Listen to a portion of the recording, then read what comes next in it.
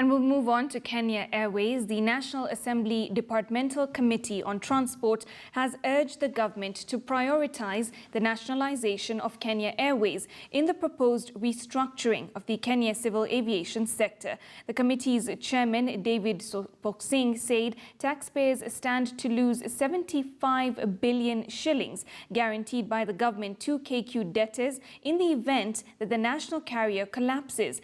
Kenya Airways Board of Management Chairman Michael Joseph told Parliament that the loss-making Kenya Airways will cease to be a strategic asset by April next year should the government fail to rescue it through nationalization.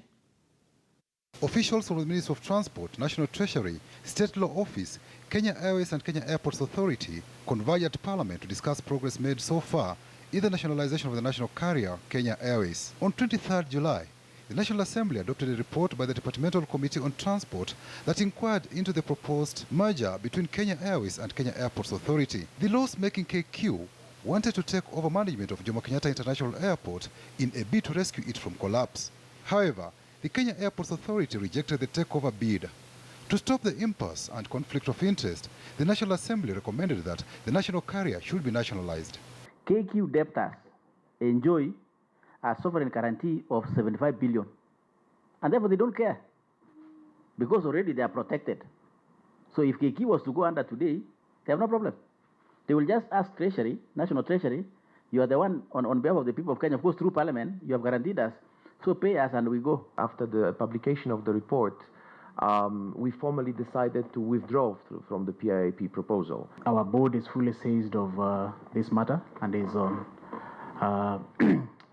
has clearly indicated that it will support the government's position in terms of restructuring of the aviation sector. The government is keen to restructure the civil aviation sector and restore Nairobi as the civil aviation hub of choice in Africa. Consequently, Parliament recommended the establishment of the Aviation Holding Company to consolidate the country's aviation assets and the nationalization of Kenya Airways. But the government seems to be dragging its feet. There is a lot of committees and musical chairs, but I think the ministry is not committed to this process. In an ideal situation, we would actually start with the policy. We told you we want to do some policy work. We would start with the policy work, finish with the policy work, and it would show, and then it would take us to the direction of the restructuring of the sector. But because of the urgency of this, we are actually running the two in parallel. So that shows you that we are committed. The challenge that you have is when you, in the world, international world in which we work, and because the publicity surrounding the nationalization, everybody knows we're going in that direction.